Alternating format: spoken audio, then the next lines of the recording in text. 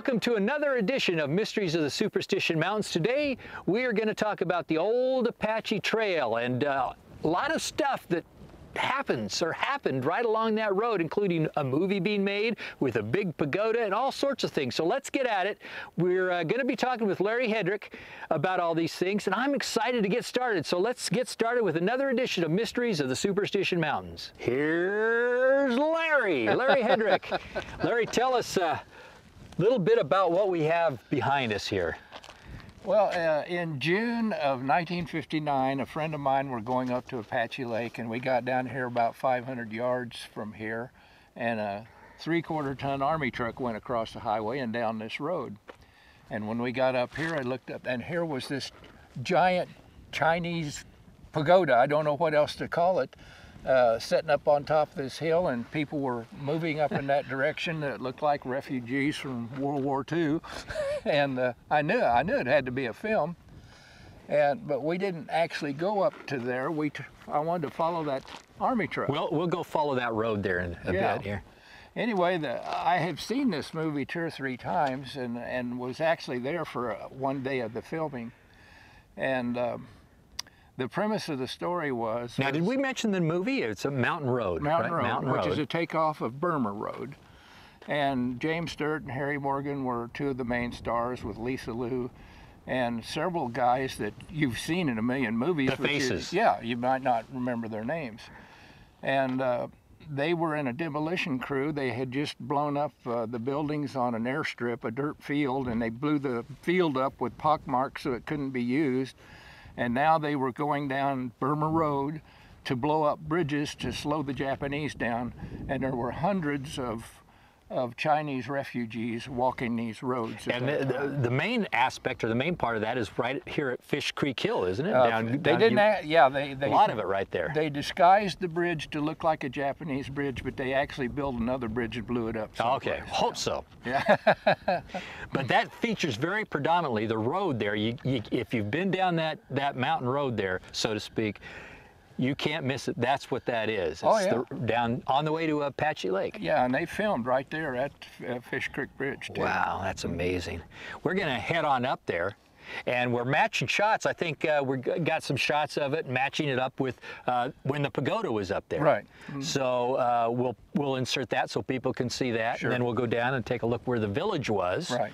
And I think, why don't we head on up there and take a look? All right.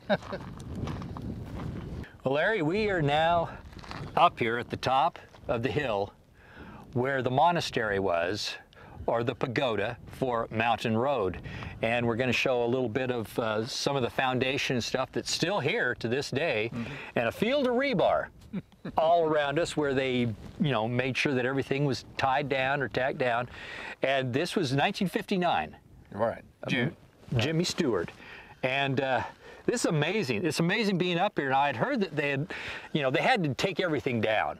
By law, they had to take everything down. But getting some of this would have been a little bit more difficult. It kind of blends in. Right. But you have to know what to look for. And I know a lot of people have come up here and seen the wall, and that's right there. And it does look like it could be some ruins. And it fools them. But that's basically something that was left over from Mountain Road. Yeah, it was a huge building. And the only scene that I know they shot in it from watching the movies is when Stewart came up here to get permission from the Chinese ranking officer to blow up a bridge. And that was the only scene that was done in it. So it's more or less a facade up here. There's nothing in it, I mean, to shoot. So it's all a facade. So that makes sense. But this is just amazing. This is something that I've heard about for the last 35, 40 years, or 100 or so, who knows. And, I've wanted to see it, and I thought it was a lot farther off the old Apache Trail, but it's not. Well, no, where the village was is about half a mile.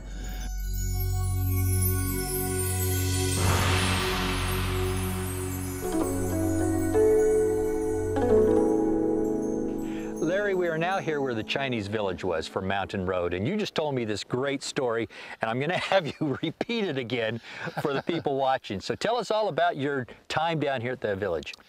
Well, when that Army truck came down this dirt road, I decided to follow it. there was a rope across the road and a couple of poles and a chair. So, you know, I knew that there was filming going on someplace because of that Pagoda. It couldn't have been anything else. But nobody was sitting there in that chair. So we just drove in. And when we got down here to this road, I could see that there were 2 chrome Airstream trailers parked behind this village. And the village was L-shaped like this. And at the corner, it was a 2-story part. And when we drove in, I didn't drive in like we owned the place. You know, I put my sergeant stripes in and I drove in like I didn't care who owned the place. And I want to repeat, we were dressed Western. We had cowboy hats, cowboy boots, blue jeans, and a pistol. We're totally Western. So I drove around behind the building where the Airstreams were. And there was James Stewart's name on one of them, and the other one was LeSueur. And I got out, we parked about 4 feet from it. I got out and went and knocked on the door, and nobody came out. You knocked on the Stewart's door. Stewart's door? I was going to meet Stewart. Okay.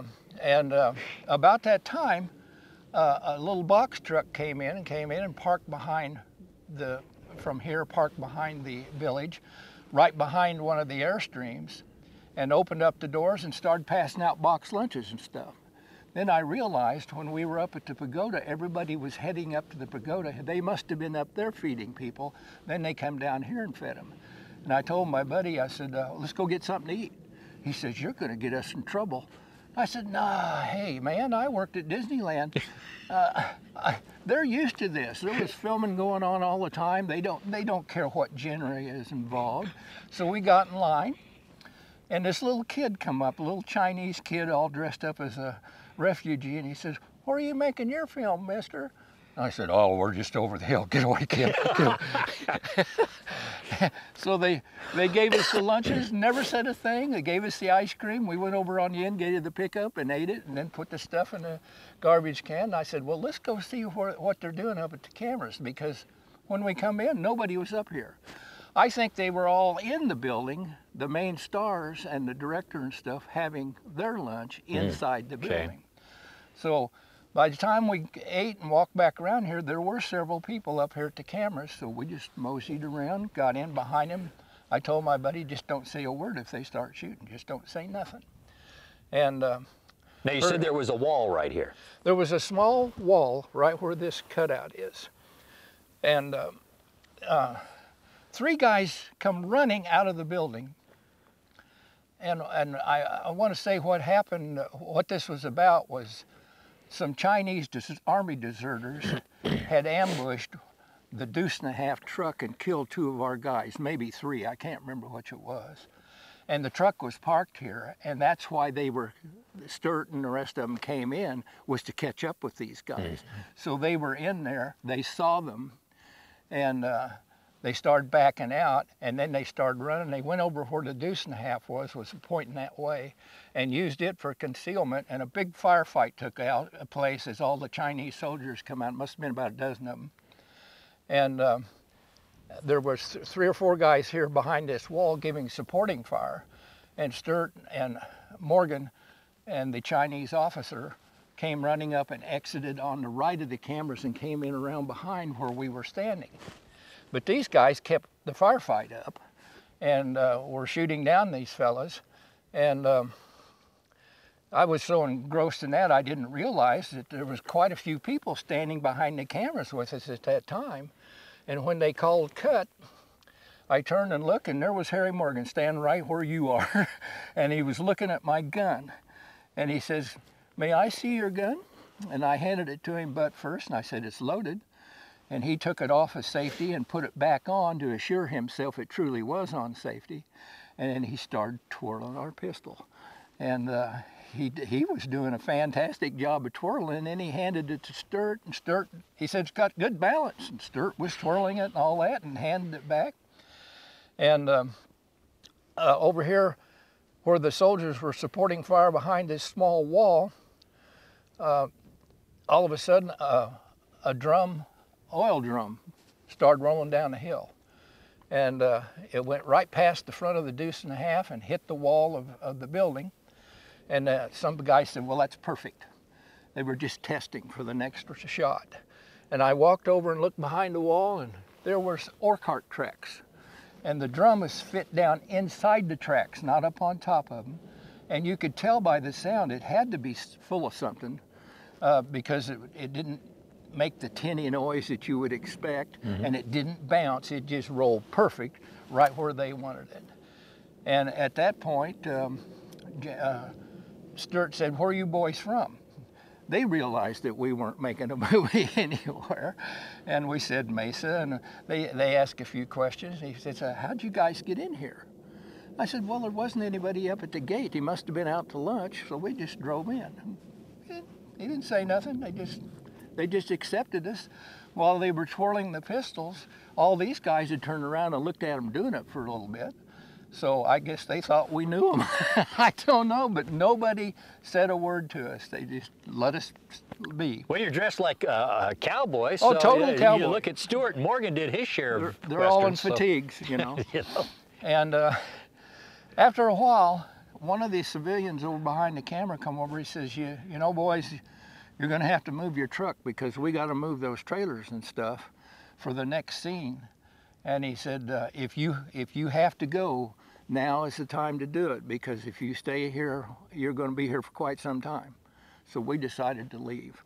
And if I'd have known that the next thing was that barrel was going to be rolled down and blow up that village and burn the whole place to the ground, I would have stayed, but it didn't. That would have been worth the long wait. I was there when that was blown up. The thing that amazes me out here with the Chinese villages, how did they get around all the cactus? All that was bare. You couldn't, where the village was, out in front of the village, there was none of this. It was completely bare. That's all grown up since then. Yeah. And it looks like it's grown best where the fire was. That's amazing. A great story. This is excellent. I mean, and you can definitely tell this is where it was from the pictures you're sharing with us. Yeah. Wow.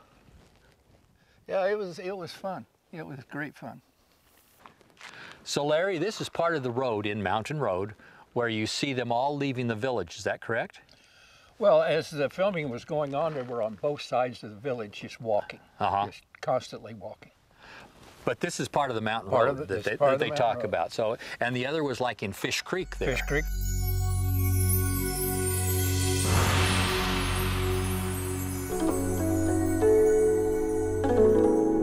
Hey Larry, we are right here at the bridge that they used for the movie Mountain Road. They kind of spruced it up a little bit, made it not so Americana-like for it. And then when they blew it up, they used a model. Is that correct? Well, they used a whole different bridge. But they built the bridge and blew it up. Okay, but this is the one that you see in the film before they blow it up. And we are right down here at the bottom of Fish Creek, and you get a look here of the road where a lot of these, the Chinese and the Army came down the road walking and driving in the movie. So I encourage you to watch the movie and you'll be able to see all that. But anyway, we're giving you a little perspective of Mountain Road, 1959. You know, it doesn't need to always be about Jacob Waltz and the curses of the Superstition Mountains. It can be about things like this, the mysteries of the movies that have been made here. Parts of the mysteries of the Superstition Mountains.